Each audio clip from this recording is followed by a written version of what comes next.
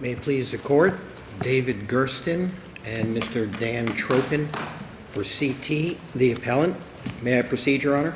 Counsel, would you like to reserve some time for rebuttal? Yes, I would, Your Honor. If I may, 3 minutes for rebuttal. Thank you. Your Honor, although we briefed essentially 3 issues, I'm going to focus on 2 issues for the purposes of oral argument. That would be paragraph 5 and paragraph 6 of the order entered by Judge Thornton below. In that order on arbitration, specifically paragraph 5, Your Honor, the Court stated that the Court finds under the FAA and the ICDR rules that the arbitrator has the jurisdiction to make the determination on whether a valid arbitration clause exists. That is error per se. I did try to figure out, Your Honor, by assuming that we agree with you, and when you look at Buckeye, it appears that there, and the cases that follow, that appears there are 3 types of challenges that you can make to the arbitration clause. One is the validity of the agreement itself, or I guess maybe the first one is the validity of the agreement to arbitrate, and then the validity of the contract itself, you know, at the formation level, and then the validity of the contract, any challenges that you can make after formation. Would you agree that those are really the 3 different challenges that can be made? Under Buckeye, for sure, Your Honor. And by the way, I want to call the Court's attention to your opinion in the Operis case that was authored by you, Your Honor. Yes, I'm familiar with it. I'm sure you are. In that case, Your Honor, you specifically held, writing for the Court, of course, that whether the parties entered into or executed or written a contract is an issue not to the validity of the alleged contract, but rather the making of the contract. That issue is one which must be resolved by the trial court. And this court clearly followed the Seifert case, and you explained quite cogently the rationale that Your Honor used in that case. And this was my question, assuming that we agree with you that there's 3 different challenges and that the trial court erred in determining that the issue of the initial formation of the contract itself that contained the arbitration provision was an issue for the arbiter to decide. And let's assume for a moment we agree with you. In this case, the trial court then went further and made factual findings that there was no substantial issue presented as to the formation of the contract. Would that then be harmless error in the set of circumstances we have before us? No, Your Honor.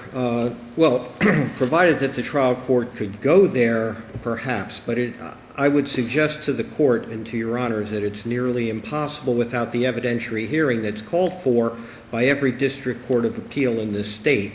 And they're cited in my briefs, Your Honor, the Roe, the Tandem, Estate of Blanchard, Travelers, Curcio, and Phi Evergreen all say that there must be an evidentiary hearing if there is some substantial basis to attack the formation of the contract. And that's the key, whether there's a substantial basis. And Your Honor, there is overwhelming suggestions in this record that this contract is suspect, and I'd be very happy to go over all of them, Your Honor. And I will. Let me do that, and then I'll back up as to what I think happened in front of the trial court judge, because the trial court judge, fortunately, spoke a lot on the record. But if we go over the actual contract itself, let me just, if I may just have one moment.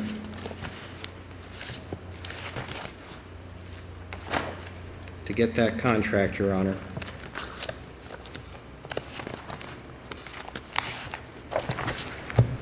If we take a look at the very beginning, there is no date on the, and by the way, I'm going to use the contract at page 11 through 31, which is the contract submitted by Samsung, not the contract that was signed by my client CT. On the first page, there is no date. On the first page, there is no territory. On the first page, there is no Exhibit A, B, C, or Exhibit D, Your Honor, which is also located and called for under very bold font under Section 8 of the contract, where there's also supposed to be an Exhibit D attached. None of those were attached. But it goes much further, Your Honor. If you take a look at when the contract started. The effective date, that's defined in Section 1 at the very beginning as the effective date of this agreement is the date on which all parties have signed and dated this agreement. And I would submit any contract that anybody signs must have an effective date. It has to begin at some point in time. The contract specifies by its own term that it doesn't become a contract until such time as all parties sign. But then, Your Honor, it also goes But further. would you address the case law that says that once your client did sign this distributor agreement, which your client did sign, first you had Samsung saying, we cannot conduct business with you unless we have a signed distributor agreement. Your client then signs the agreement, returns it, and expects that it is being signed by the other side as well, which doesn't happen in this case. Thereafter, the parties then begin conducting business, and they conduct a very profitable business for over 5 years. Would you address the case law that says that when the person who signs the agreement is now attacking the agreement against the one who didn't sign it, has All right. been operating under the agreement, then it is an enforceable agreement? I understand your question completely, Your Honor. I do want to back up and say I don't want to retreat, and I will answer your question, retreat from the position that this alleged contract is a fiction until such time as it's signed by both parties, regardless. But now to answer your question, it was the Tompkins versus Little Joe case that's cited in the trial court's order specifically.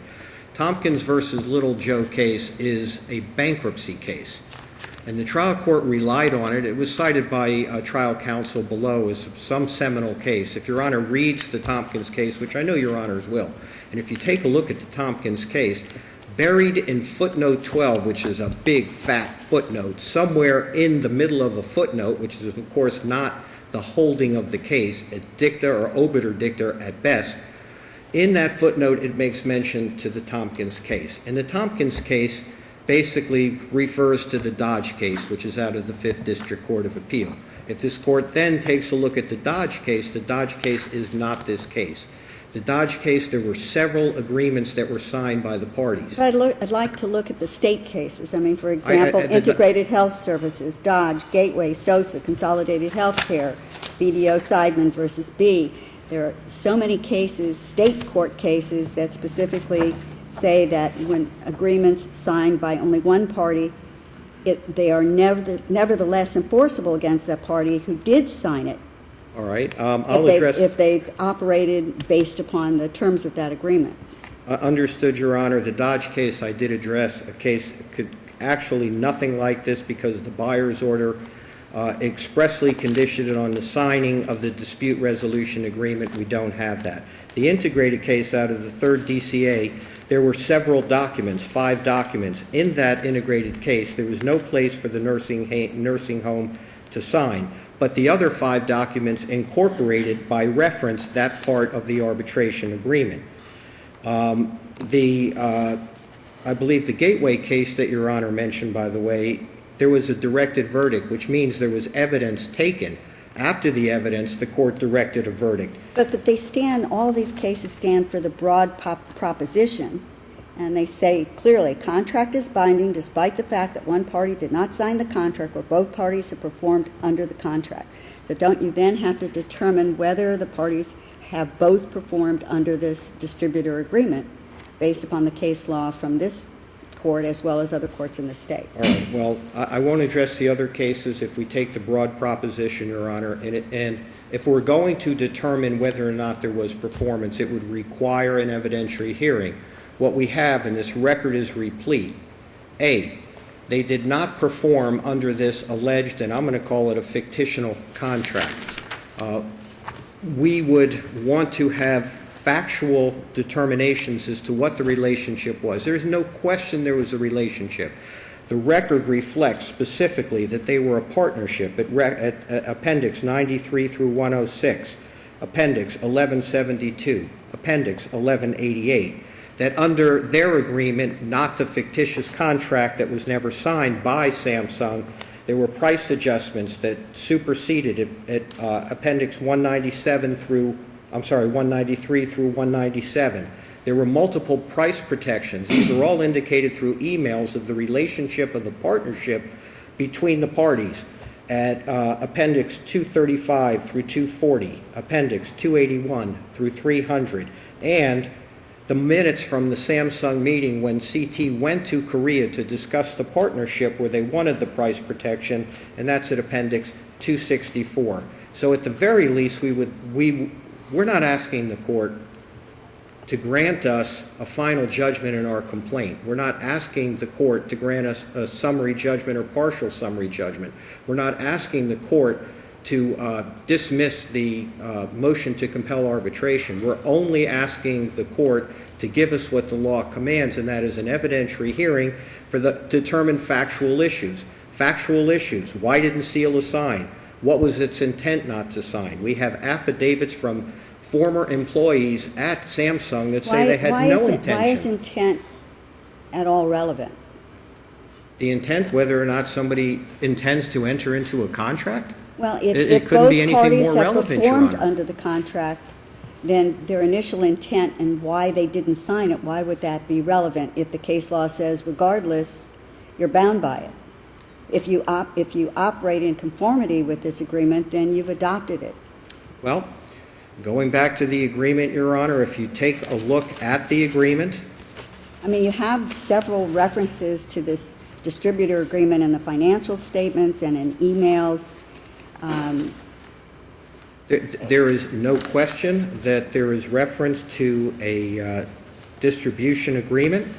And, Your Honor, that is found specifically through the distribution agreement letters, and there were multiple distributor agreement letters at page 869 through 874, and I'll read verbatim. Let's just start with 869, which is October 2009.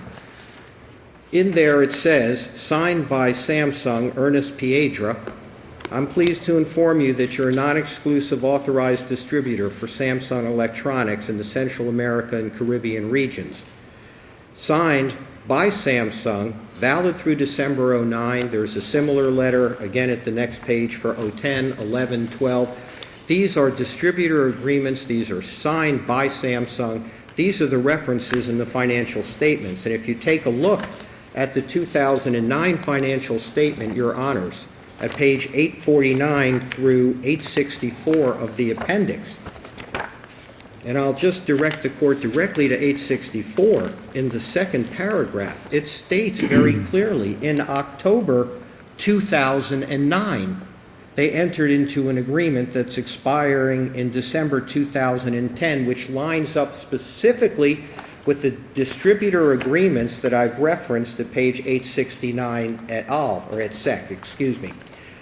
And the operative date of October 2009 that's stated in here is contrary to the position that Samsung took, that the operative agreement started in June of 2009. If you look at their motion to compel, they say it started in 2009, but the consolidated financial statement I referred to says it starts in October, which lines up perfectly with the distribution agreement that was sent by Mr. Piedra of Samsung to CT.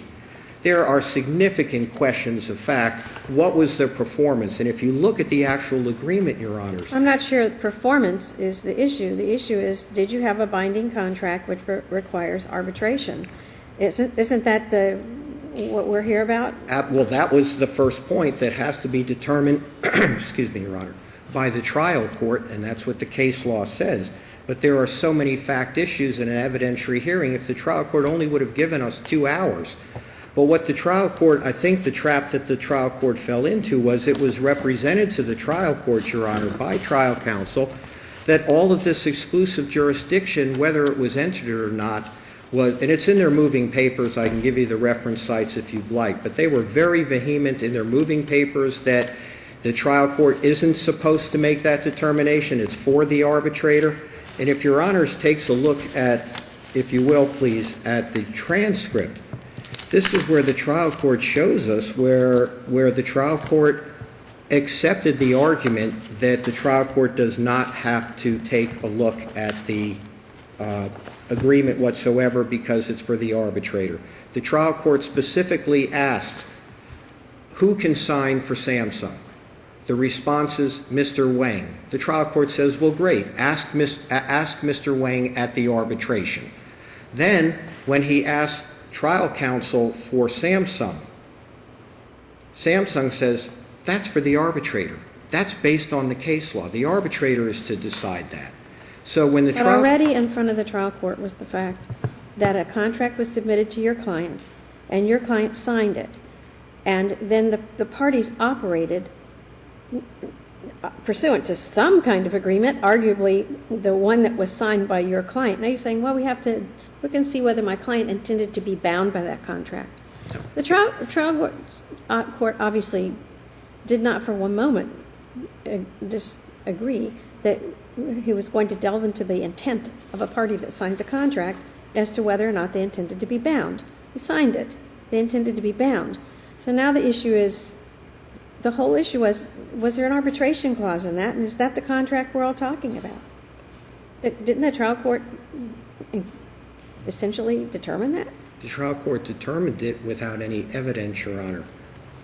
And that is the issue that is before the court. A, the arbitrator can't decide it, and the trial court, based on these documents and the questions of fact that are permeating the entire contract, and why it wasn't signed by Samsung. If Samsung had no intention to be bound by it and wanted to proceed under a different agreement, under a partnership, that doesn't apply. The trial court at least has to determine, Your Honor. But didn't the trial court have the evidence before it when it made this determination? In its order, the trial court says, based on the record before it, including but not limited to the distributor agreement signed by CT, email communications, CT's audited financial statements, and that the parties performed in accordance with the distributor agreement in a manner consistent with the distributor agreement being a valid and binding agreement.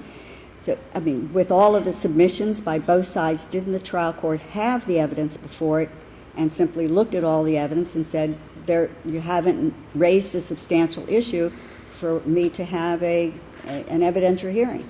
Your Honor, I could not agree less with that statement. The trial court didn't have everything. The trial court needed to hear what the relationship of the parties was that led. There's no question they did business. There's no question they did business. But pursuant to what document? Pursuant to what agreement? The law is clear that you can have oral agreements and distributor agreements with anyone. And you can do that and memorialize that we have here in writing, where we have Samsung calling this, you are our best partner. This is a partnership. We want to do more business with you. At least isn't there a question? Is it under the partnership? And the record is absolutely clear. Mr. Gershon, is there anything, though, in the arbitration that would prohibit at the beginning of the arbitration for the factual issues that you're talking about now to be presented to the arbitrator? Specifically, if you're able to show that it is Samsung's policy and practice never to sign these agreements because they want to have it both ways, and if you're able to establish that in front of the arbitrator then determines that under this factual situation there was no intent of the parties to operate pursuant to this agreement beyond the time framework, then can't the arbitrator make a determination, an initial arbitrability determination? You're not suggesting that anything that happens here would prevent that factual issue to be arbitrated, are you? Superb question, Your Honor, and the answer is clear. This, if that were to happen, this would lead to an absurd result where the arbitrator has to determine if the contract itself gives the arbitrator jurisdiction to determine its jurisdiction. And that is the absurd result. It's not my argument, by the way. I wish I could take credit for it. It's in the will drill case, Your Honor, cited in our brief, not referenced by opposing counsel. In the will drill case, Your Honor, the logic is absolutely clear as to why that could not occur. At page 9 of the opinion, it says, in contrast, where the very existence of an agreement is challenged, which is what we have here, Ordering arbitration could result in an arbitrator deciding that no agreement was ever formed. Such an outcome would be a statement that the arbitrator never had any authority to decide the issue. A presumption that a signed document represents an agreement could lead to an untenable result. We therefore conclude that where a party attacks the very existence of an agreement, as opposed to its continued validity or enforcement, the courts must first resolve it. And it's clear from the judge's order. The judge entered the order himself, and you could read in the record what he said.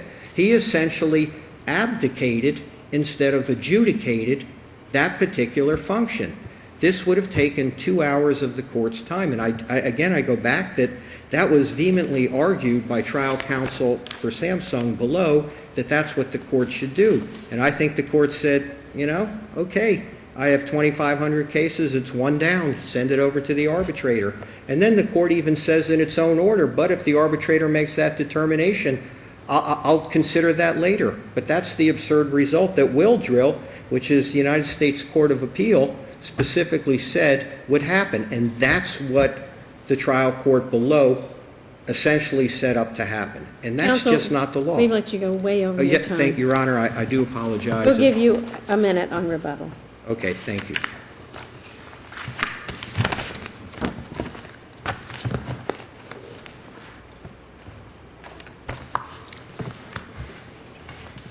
Good morning. Your Honor, may it please the court. My name is Rodolfo Serrando, Jr. Sitting at the council table with me is my colleague, Rebecca Plasencia. We're from Holland and Knight. We represent Samsung Electronics, Latino America, Miami, Inc. You can see that whether there was a valid agreement to begin with in the inception is an issue for the trial court to Judge, make. at this point, I do. Okay.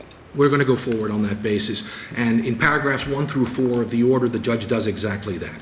He concludes that it's clear that he concludes that it is a contract. So we get to paragraph 5. At the conclusion of the hearing, Judge Thornton turned to Mr. Encinosa, who was our trial lawyer, and said, look, I want you to draft a proposed order, but I want you to call your opponent.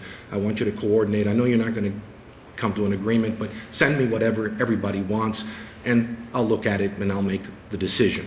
We objected to paragraph 5. Paragraph 5 was submitted by them, and on page 13 of our brief, we take you through that brief story, and we said, we don't want this doesn't apply.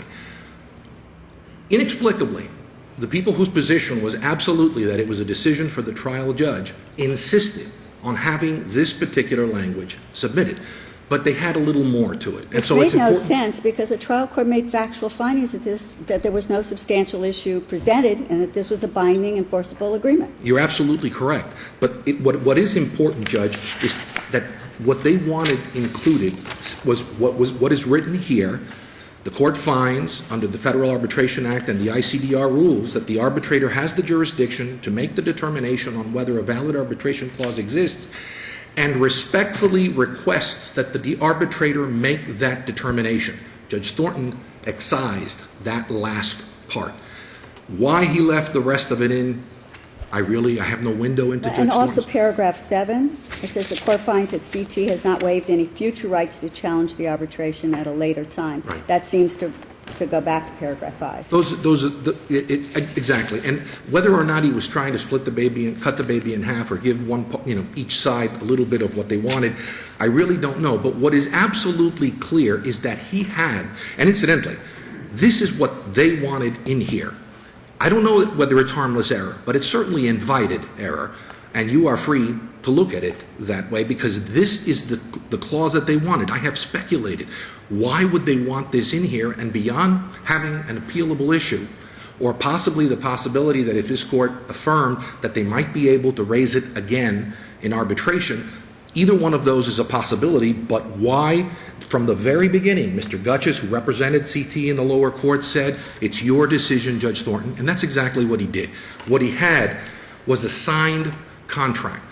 Mr. O.F. Zion's affidavit does not contest that. He says, I signed it. I intended to do business. And let me tell you, any question of performance really defies credulity. We gave them $1 billion worth of business. In fact, that's a lot of cell phones. And their suggestion is that it was done essentially on a high five and some emails. That's not what happened. They signed the agreement. The law is clear in integrated health and the Dodge case that even when only one party signs it, that is a binding contract for purposes of the arbitration. And as concerns Gateway, which is the case that you brought up, Your Honor, that was not an arbitration case. That was just a contractual dispute between Gateway and an outfit called Vicoa. The contract in that case was signed by Gateway. The contract contained a specific clause that said that unless two officers from Vicoa's home office signed, the contract was not binding. Based on that, the trial court directed a verdict. The appellate court reversed and said it's a jury issue. There was a signature.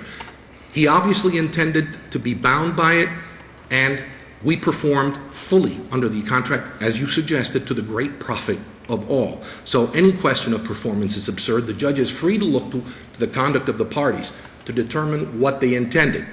There are multiple references in the record through the email exchanges to the distribution agreement. At no point is there a return email saying, wait, what distribution agreement are you talking about? We don't have one. CT Miami actually asked for a copy of the signed agreement, which would reflect that they believed that there was, in fact, an agreement in place that they were operating under. Absolutely. And not only that, there was an exchange where they were asking for these warranty letters where Ernesto Piedra, our sales manager, Sila's sales manager, says to them, why don't you just show them the distribution agreement, the signed distribution agreement? Again, there is no response saying, Ernesto, what are you talking about? We don't have an agreement. We're acting on a handshake and our goodwill, because that's not the way it happened. It's quite simply, and that's what the judge had in front of him. The audit, the financial audit statements refer to the agreement. Now, yes, there is language in the warranty letters, which were issued subsequent to the distributor agreement, that also contain that language, but all of that language is contained in the agreement. The language that is in their audit financial statements, we didn't put that there. That's a private matter. And it's not even one auditor. I believe there were 4 auditors. All of them used the language. Everybody was clear that that's what they were working with. They submitted, again, Mr. Oev Zion's affidavit simply says that now, I dare say opportunistically, subjectively, he does not believe that he was bound. That's not enough, and that is specifically the holding in Walshine, where the guarantor said, well, I was the guarantor, but I really didn't intend to bind myself to the arbitration clause. And the court said, your subjective intent here is not dispositive. These are all issues for the arbitration. As concerns the evidentiary hearing, again, they have to raise a substantial issue. There is no substantial issue that he signed knowingly. There is no substantial issue that the law of Florida says that's what you need. Nobody is depriving them of a right to defend or to bring their cause of action. They're just going to have to do it in front of a panel of arbitrators. And respectfully, again, I believe that this case would take 3 to 4 years to adjudicate in the circuit court. It's going to take less than a year in arbitration. They owe us over $20 million, and that's, I suggest, is the strategy that is behind all of this. As concerns the affidavits of the other 2 individuals who once worked for Samsung Electronic, but who were fired from our company and went to work for them, you need to look at those affidavits very carefully. And I'm not even going to selectively choose a section. I'm just going to address the section that they quote at page 8 of their initial brief. From Mr. Correa, this is what they quote. My understanding and opinion is that Mr. Kang did not want to sign the agreement because he did not want to bind Sila to the terms of a written contract. That says nothing. Understanding and opinion. That is my understanding and opinion. That is sort of like perjury proofing your affidavit. By inserting the word opinion, he can never be called to account for that, because his answer would be, hey, everybody has opinion, this one is mine. He says nothing in that affidavit. Judge Thornton read that affidavit, and I'm sure he was unimpressed with it. As concerns Mr. Kabichi's affidavit, I also understand that Mr. Kang regularly refused to sign such agreements because he generally did not want to commit Sila to written terms and contracts. This is half a notch above the word on the street is that Kang won't sign. It is meaningless. It doesn't bind anybody to the consequences of perjury. So these affidavits are completely unpersuasive. Judge Thornton is very thorough in his work. He had it in front of him, and he made the decision at the end of the hearing, look, we have a signed contract that he intended to sign. All of these, they have not satisfied their burdens. All of these other issues go to arbitration. Unless there's a question for the court. I have a couple of questions. One is both the parties in this case seem to indicate that the standard of review is de novo, but the determination by Judge Thornton not to hold an evidentiary hearing as opposed to holding an evidentiary hearing, wouldn't that be an abuse of discretion standard? I don't believe I saw any case that said that, Your Honor. But it would be, we would review that de novo, and if we would have held a evidentiary hearing on this basis of fact, that we should reverse? Any factual finding, you look for substantial competent evidence. Right. So that's the standard of review as to those. And as concerns whether or not there is a substantial issue, you would look at the issues and determine whether or not there is substantial competent evidence to support. On a de novo basis? Well, it's not a question. De novo is one standard No, of I review. understand. Substantial competent evidence is another. Right. So you would look on, is there substantial competent evidence in your judgment that there is enough here to create a substantial issue? I suggest there isn't. My second question, by not cross-appealing, is there, are you suggesting that paragraph 7 and paragraph 5, we should read out of the order? How do you address that? Well, again, It goes back to my question to your opposing No. counsel, can the arbitrator hear this? understand, I'm stuck with this. We objected. It didn't belong here. We were going at that point. The judge had already expressed his views. For whatever reason, he left it in there. But again, is it invited error? And is it harmless? But particularly invited. They're the ones that wanted this clause in there, despite the fact that their position throughout the hearing was, this is a decision to be made by the court. Can you really lay a landmine like this in an order and then come back and be heard to complain about it? And I suggest that you can. That is invited error. Thank you, Absent any counsel. other, I would ask you to affirm.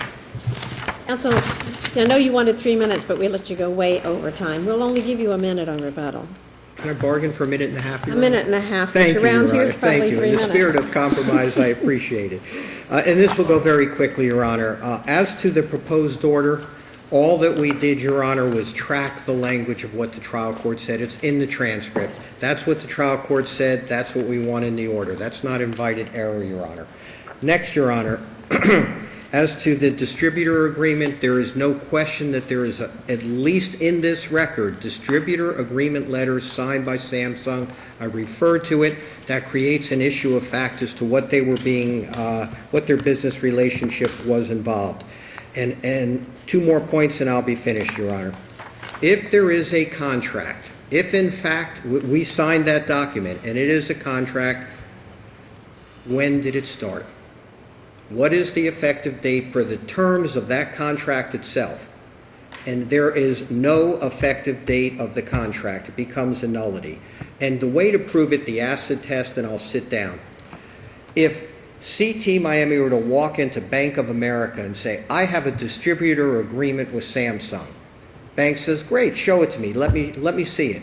You walk in with that distributor agreement and you say, here it is.